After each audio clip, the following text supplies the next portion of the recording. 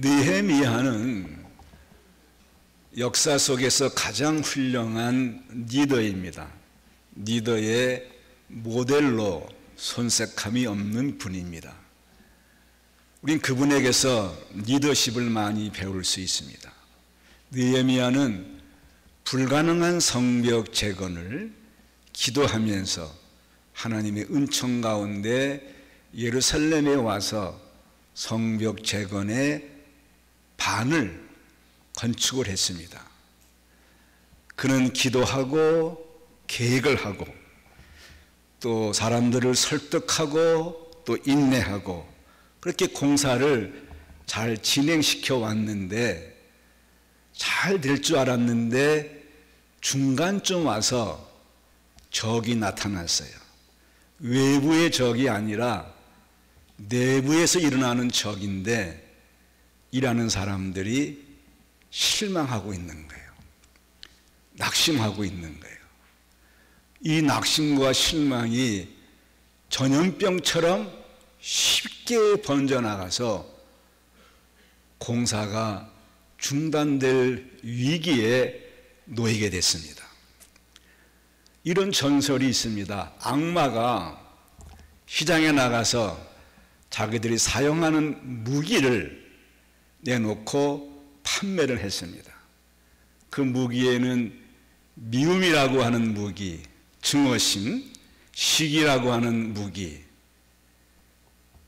또 자존심이라고 하는 무기, 여러 가지 무기를 갖다 놓았는데 한쪽에 있는 그 무기는 아주 낡아 보이는데 값이 아주 비싼 거예요. 사람들이 그걸 살 수가 없어요. 그 무기의 이름은 실망이라고 하는 무기인데 다른 것 가지고서 안 되다가 이 악마가 이 무기만을 가지고 가면은 그래서 사람들 마음속에 실망만 넣어주면은 내가 원하는 것을 다 이룰 수 있다고 말했습니다. 실망이라고 하는 이 무기 아주 값이 비싸서 누구도 살 수 없다는 것입니다. 느헤미야의 성벽 재건 공사에 일하는 사람들이 백성들이 실망을 하자 일이 중단될 위기에 놓였던 것입니다. 실망은 악마가 쓰는 무기입니다. 이 실망이 들어오면은 모든 것을 포기하게 돼요. 목적을 이루지 못하고 중단하고 맙니다. 하나님의 백성들의 일을 계속하지 못하게 하고 중단하게 만들고 신앙생활의 성장도 중단하게 만들고 하나님의 일도 중단하게 만드는 것이 실망입니다. 만약에 오늘 여러분들이 실망하고 있다고 하면은 오늘의 메시지는 여러분의 것입니다. 왜냐하면 실망의 바이러스가 감염되면 어떤 것으로도 처방이 안 되고 일을 중단하게 됩니다. 이런 분이 있어요. 나 이제 처음인데 아무 일도 하기 싫다. 아무것도 하기 싫다. 가정에서, 직장에서, 내 삶에서 이제 지쳐서 나 아무것도 하기 싫다. 그런 마음을 가진 사람은 돛담배를 가지고 바다에 나가는데 바람을 없애는 것과 같은 거예요. 바람이 없으면 돛담배가 나갈 수가 없어요. 실망을 하면은 모든 일이 중단되는 거예요. 모든 일이 끝나고 마는 것이에요. 하나님께서는 실망을 주는 하나님이 아니십니다. 디모데후서 1장 7절 말씀을 함께 읽겠습니다. 읽습니다. 하나님이 우리에게 주신 것은 두려워하는 마음이 아니요 오직 능력과 사랑과 절제하는 마음이다. 우리에게 두려운 마음을 주셔서 아무것도 하기 싫다, 못하겠다, 그것이 아니라 우리의 담대한 마음을 주셔서 할 수 있다. 하나님 안에서 할 수 있다. 그리고 하나님 안에서 사랑과 절제를 통해서 목적을 이루어갈 수 있는 것입니다. 왜 성벽 재건에 참여한 하나님의 백성들이 실망하게 됐느냐, 그 원인이 이제 나오는데 4장 10절 말씀을 보시겠습니다. 유다 사람들이 이르기를 흙무더기가 아직도 많거늘 짐을 나른 자의 힘이 다 빠졌으니 우리가 성을 건축하지 못하리라 하고, 유다 사람들이 아직 흙무더기가 많다 그거죠. 사실 많은 게 아닌데 너무나 많구나, 할 일이 너무나 많구나, 실망하고 포기하고 싶은 거예요.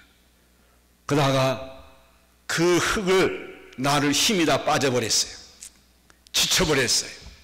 못하겠구나, 우리가 성을 건축하지 못하리라. 좌절하고 그리고 피로하고 비관론에 빠지고 말았어요. 11절 말씀 시작. 우리의 원수들은 이르기를 그들이 알지 못하고 보지 못하는 사이에 우리가 그들 가운데 달려들어가서 살육하여 역사를 그치게 하리라 하고, 우리의 원수들이 우리에게 달려들어서 우리를 죽이고 성벽 재건을 할 수 없다고 그들이 지금 말하고 있다 그거죠. 불안하기 시작했어요. 너무 흙이 많아 실망하고 절망하고 힘이 다 빠져서 피로에 지쳤고 우리는 이걸 할 수가 없다, 비관론에 빠지고 저 원수들 우리를 죽이러 온다, 불안해했어요. 12절 말씀 읽습니다. 그 원수들의 근처에 거주하는 유다 사람들도 그 각처에서 와서 10번이나 우리에게 말하기를 너희가 우리에게로 와야 하리라 하기로, 그 원수들 근처에 있는 유다 사람들, 자기 백성들이 여러 곳에서 와가지고 올 때마다 말하는 게 저들이 우리를 죽이러 온다는 거야. 그래서 우리는 이 일을 중단해야 하고 우리에게로 오라고 하는데 그것도 한 번이 아니에요.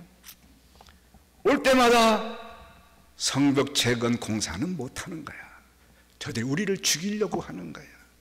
3번 또 그런가요? 4번, 5번, 10번 계속 와서 할 수 없다고 하는 거예요.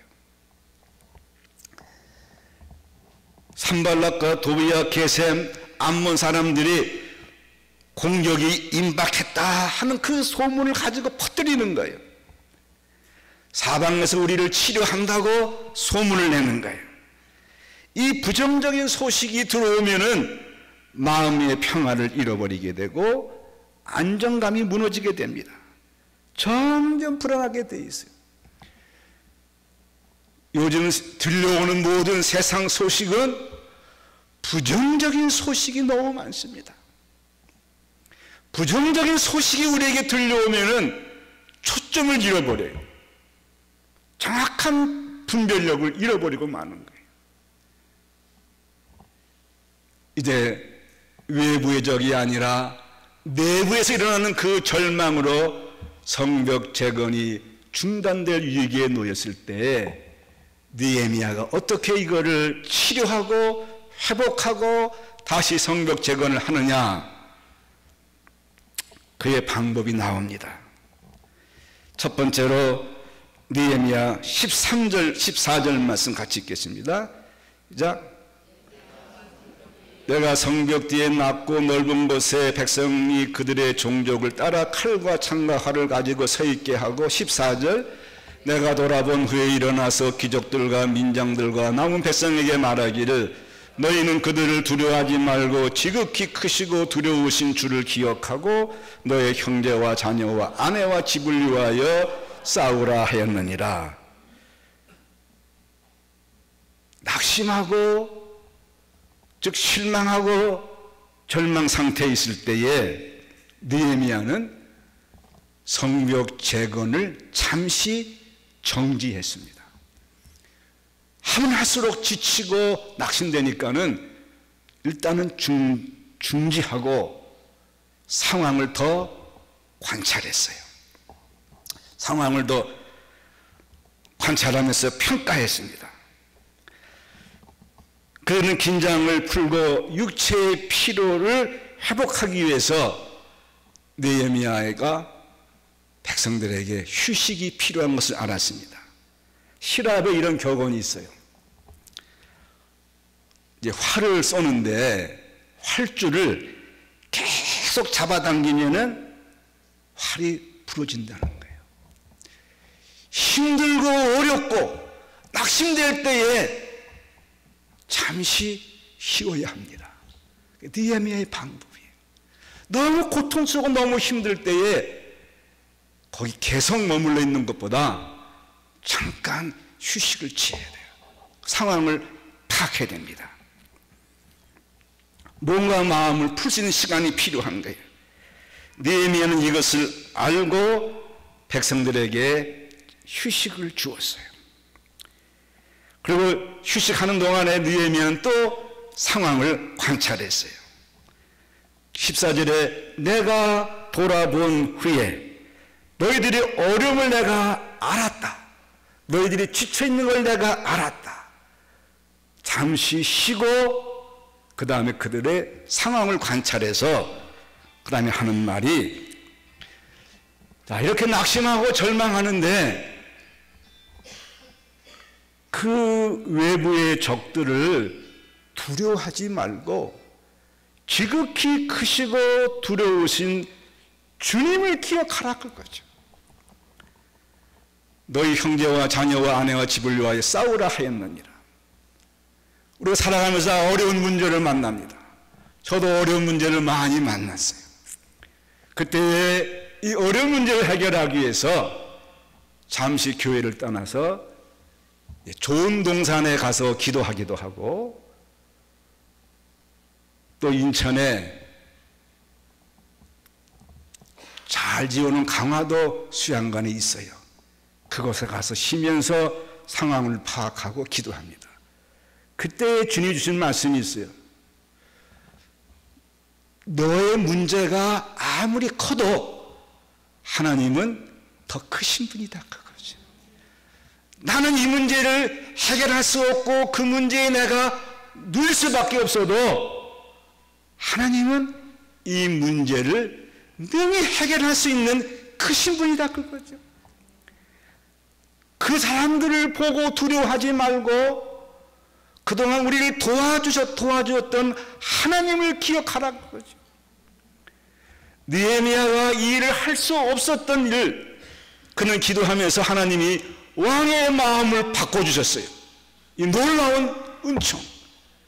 그리고 페르시아에서부터 천리 넘는 그 길을, 한 1100km 되는 그 큰 멀리 그 길을 말이죠, 왕의 도움으로 예루살렘에 왔고, 또 적들이 방해하는데도 하나님께서 도와주심으로 일이 시작이 돼서 반쯤 공사가 되었던 것입니다. 여러분, 어려운 일을 당하시면 어려운 일만 보고 낙심하지 말고 이 어려운 문제를 능히 해결하시는 하나님을 보시기 바랍니다. 하나님을 기억해야 됩니다. 느헤미야가 이 일을 지금 하고 있는 거예요. 너희는 저희를 두려워하지 말고 지극히 크시고 두려우신 하나님을 기억하라고 합니다. 그리고 우리 하나님이 우리를 위해 도와주시는데 이 성벽 제거는 하나님의 일이야. 하나님이 하실 일이야. 그리고 하나님이 하신 일들은 다 승리로 끝나고 말어. 하나님이 함께 하시기 때문에 그들에게 다시 용기를 불어주고 있는 것입니다.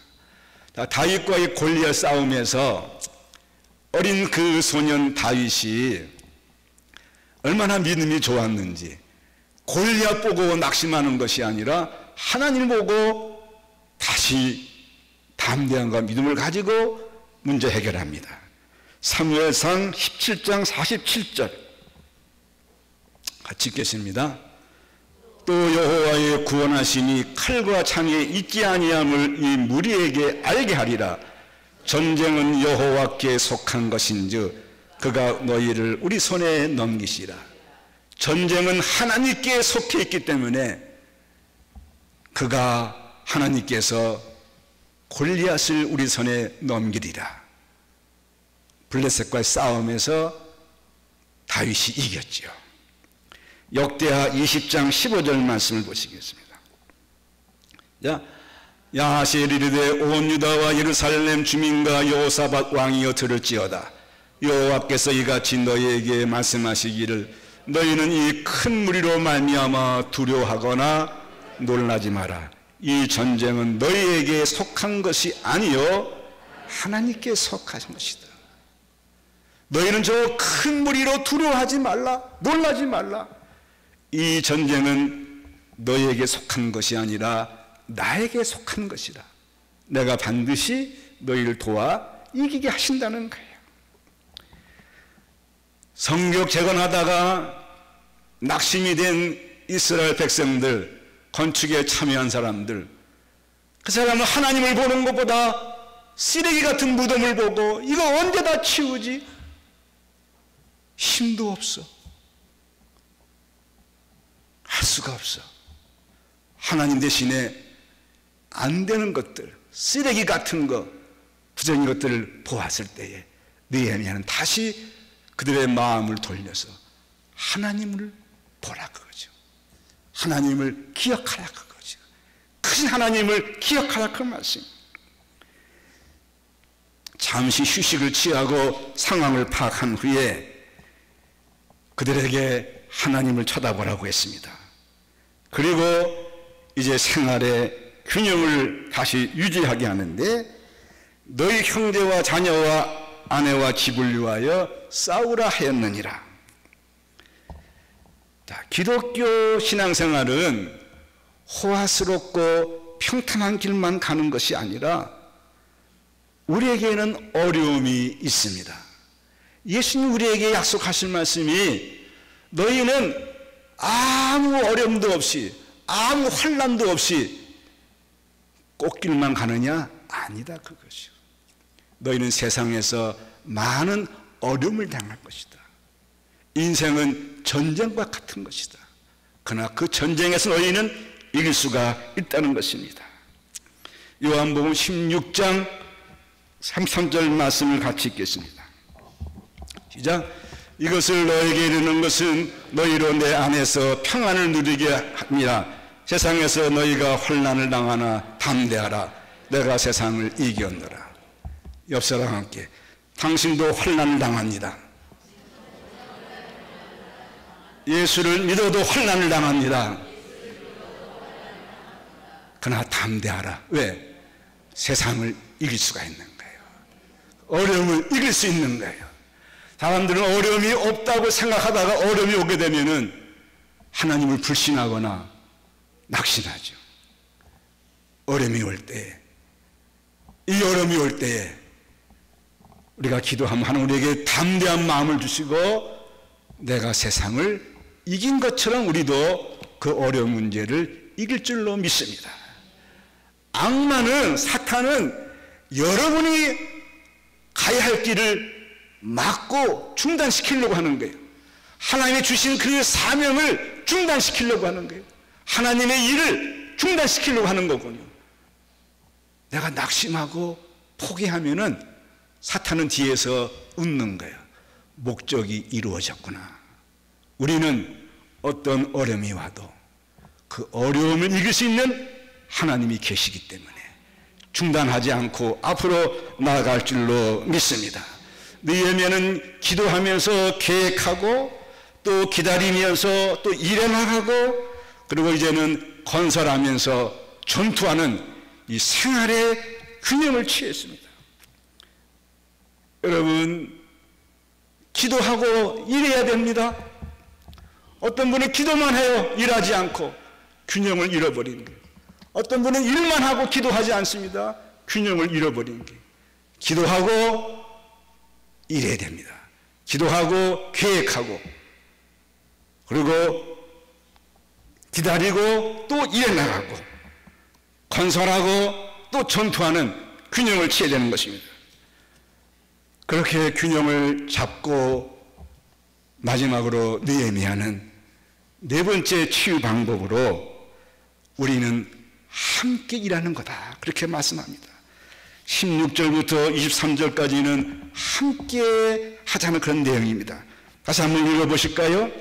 자, 그때로부터 내 수하 사람들의 절반은 일하고 절반은 갑옷을 입고 창과 방패와 활을 가졌고 민장은 유다 온 족속 뒤에 있었으며 성을 건축하는 자와 짐을 나른 자는 다 각각 한 손으로 일하며 한 손에는 병기를 잡았는데 18절 19절 건축하는 자는 각각 허리에 칼을 차고 건축하며 나팔 부는 자는 내 곁에 섰었느니라.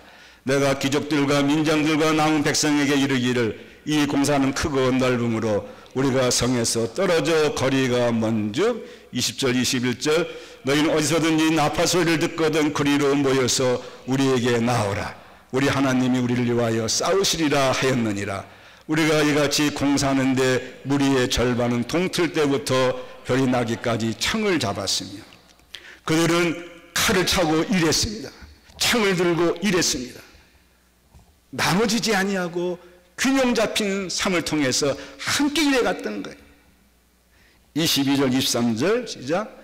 그때 내가 또 백성에게 말하기를 사람마다 그 종자와 함께 예루살렘 안에서 잘지니 밤에는 우리를 위하여 파수하겠고 낮에는 일하리라 하고 나나 내 형제들이나 종자들이나 나를 따라 파수하는 사람들이나 우리가 다 우리의 옷을 벗지 아니하였으며 물을 기르러 갈 때에도 각각 병기를 잡았느니라. 에베소서 6장 11절 말씀을 보시겠습니다. 시작. 마귀의 관계를 능히 대적하기 위하여 하나님의 전신갑주를 입으라. 이 전신갑주를 입으라 할 때에 입으라고 하는 것은 어떤 뜻이 되어 있는가 하면은 하나님의 전신갑주를 입고 벗지 말라 그거죠. 싸움 중에 있으니까는, 전쟁 중에 있으니까는 입은 것을 벗지 말라 그거죠. 여러분, 내가 강력하게 하나님의 은혜로 무장되어야 사탄의 공격 의지를 꺾어버릴 수 있는 거예요. 진정한 영적 전쟁은 사탄의 공격 의지를 애당초 제압해버리는 거예요. 눈물로 씨를 뿌린 자는 기쁜 단을 거둘 수 있는 거예요. 느헤미야가 이렇게 균형 잡히고 함께 일해가면서 저들이 말하기를 우리의 의도를 느헤미야가 알았구나, 눈치챘다, 알았구나. 자, 다시 15절 말씀 한번 읽어보시겠습니다. 4장 15절 말씀. 자, 우리의 대적이 우리가 그들의 의도를 눈치챘다 함을 들으니라. 하나님이 그들의 꾀를 패하셨으므로 우리가 다 성에 돌아와서 각각 일하였다. 우리의 대적이 우리가 그들의 의도를 눈치챘다, 협박을 하고, 그리고 위기의식을 넣어줘가지고 지치게 만들어서 일을 중단시키려고 하는 것이 목적인 것을 알았구나. 다시 일하기 시작했는데 하나님이 그들의 꾀를 패하셔서 다시 일을 시작했다고 하는 거잖아요. 우리에게 주어진 사명을 다 감당해야 할 줄로 믿습니다. 여러분, 낙심하지 마세요. 절망은 죽음에 이르는 병이에요. 희망은 생명에 이르는 것입니다. 미국의 실화를 중심으로 한 영화 드리머라고 하는 영화가 있어요. 어떤 내용인가 하면은 소냐라고 하는 명마가 있었어요. 명마인데 이 명마가 경기 중에 그만 쓰러져 가지고 다리 하나가 부러져 버렸어요. 자, 말이 다리가 부러지면은 안락사를 시키든지 내다버립니다. 다시는 소냐는 일어날 수가 없다 할 때에 11살 먹은 어린아이가 아니야, 저 소냐는 내가 다시 일으킬 거야, 낙심하지 않고 소망을 가졌어요. 화면 하나 보시겠어요? 요 소냐가 다리 하나가 이렇게 부상을 입었죠. 쓸모없게 됐어요. 이 소냐는 다시 일어설 수 없는 걸로 알았어요.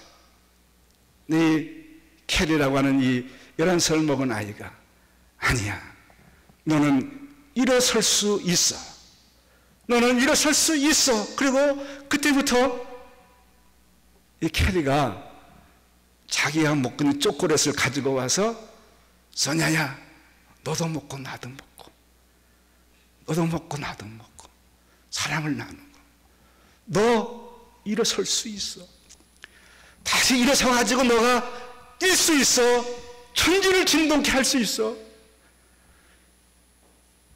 이 소냐가 캐리의 그 소망적인 말, 위로해주는 말, 거기에 힘있고, 이 말이 캐리의 말을 따라 이제 재활 연습을 합니다. 자, 다시 또 한번 보겠어요? 이 어린아이가 이 소냐를 재활시키는 거예요. 너는 일어설 수 있어, 너는 일어설 수 있어. 기적이 일어났어요.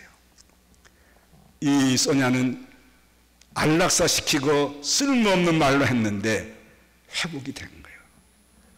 다시 경마대회에 나갔습니다. 나가서 1등을 했어요. 감동적이죠. 싫어합니다. 이 소냐가 캐리 하는 말이 있어요. 너는 우리 가족이야, 우리 가족이야 그러잖아요. 자, 이 영화는 실화이면서 가족을 위한 영화이기도 하고 종교적인 면도 있고 상당히 의미가 있는 그런 뜻이 들어 있습니다. 베드로가 예수님 3번 부인했어요. 넌 이제 쓸모가 없어. 어떻게 앞장섰던 수석 제자가 주인을 3번씩이나 모른다고 해. 그런 다리가 부러진 거와 마찬가지였을 거예요. 그런데 예수님은 베드로에게 너 왜 나를 부인했냐 말하지 않습니다. 그를 베드로를 보면서 베드로야, 너 나 사랑하느냐? 너 나 사랑하느냐? 사랑하느냐? 말을 못하죠. 주님이 아십니다. 예수님은 다시 베드로에게 소망을 줬어요. 다시 일어섰어요. 그래가지고 베드로는 그 사랑에 힘입어 복음을 전하고 로마에 가서 거꾸로 십자가에 달려 죽은 순교자가 됐죠. 제자가, 훌륭한 제자가 됐습니다. 다윗은 하나님이 얼마나 사랑했는지 몰라요. 얼마나 귀하게 여겼는지 몰라요. 그야말로 명마 중에 명마였다고요. 다윗이 왕이 된 후에 어느 날 순간적인 실수로 인해서 바세바를 취함으로 간음죄를 범하고 그 남편을 전쟁터에서 작정으로 고의적으로 죽게 살인죄를 졌습니다. 나단 선지자가 와가지고 당신이 어떻게 이런 죄를 범하셨냐 할 때에 다윗은 다리가 부러진 존재가 됐어요. 나는 이제 인생 끝났다, 이럴 수가 없다. 그때 하나님께서 와가지고 하나님께서 다윗아 너는 끝났다, 그게 아니라 다윗을 향한 하나님의 그 사랑과 은혜, 그 긍휼은 끝이 없었어요. 다시 일어서라 말이죠. 그 하나님의 사랑을 힘입어서 다윗은 그 위에 더 나은 하나님의 일꾼이 되어서 왕이 되어서 그 다윗의 후손에서 예수님이 오시게 된 거라고요. 여러분 가족 중에 어느 누구가 실수를 하고 부족할 때에 다시 일어설 수가 있게 관심과 사랑과 소망을 줘야 할 줄로 믿습니다. 하나님 우리를 일으켜 세우시는 분이, 우리에게 소망을 주시는 분이, 그의 자녀들을 다시 회복시키시는 분이라고. 느헤미야 성벽 재건에서 너무 일이 많아, 지쳐서 할 수가 없어. 적들은 우리를 죽이러 온다는 거야. 근데 느헤미야는 다시 그들에게 소망을 넣어줍니다. 하나님이 오늘까지 어떻게 우리를 도우셨는가를 기억해봐. 너희 할 수 있다고 그러죠. 하나님께서 자기 백성들에게 왔을 때 늘 하는 말씀이 있어요. 내가 너희를 애굽에서 건진 나 여호와라 그랬잖아요. 애굽에서 너희를 건졌다 그거죠. 그 은혜를 잊지 말라. 그 사랑을 잊지 말라. 그 기적을 잊지 말라. 소망을 가지고 살라 그 말씀이에요. 여러분, 실망과 낙심은 사탄의 무기입니다. 어떤 어려움 가운데도 다시 주님이 내게 하신 일들을 베풀면 우리는 다시 일어설 줄로 믿습니다. 예수님 십자가에 죽으시면서 우리를 위해서 구원하신 이 놀라운 은총, 이 은혜가 여러분에게 함께 하시기를 주님의 이름으로 축원해 드립니다. 기도하시겠어요? 사랑의 하나님, 느헤미야와 그의 백성들이 순조롭게 성벽 재건의 절반을 했는데 어느새 지치고 힘들고 피곤하고 의욕을 잃어버리고 포기하고 싶을 때에, 또 적들에 의해서 유기와 불안을 느꼈을 때 다시 느헤미야는 쉬도록 하고 그들의 시선을 하나님께로 돌립니다. 우리의 눈도, 우리가 주목하는 것도 다시 하나님께로 돌아가게 하옵소서. 우리 하나님은 우리에게 두려운 마음을 주시는 것이 아니요, 포기하는 마음을 주신 분이 아니요, 다시 일어서라, 다시 할 수 있다, 내가 너와 함께하면 다시 회복할 수 있다. 하나님 앞에다 귀한 작품이 되게 하옵소서. 귀한 인물이 되게 하여 주시옵소서. 회복시켜 주시옵소서. 그 사랑을 잊지 않고 우리가 주어진 일들, 임무를 잘 완성하도록 축복하여 주시옵소서. 우리 주 예수님의 이름으로 기도하옵나이다. 아멘.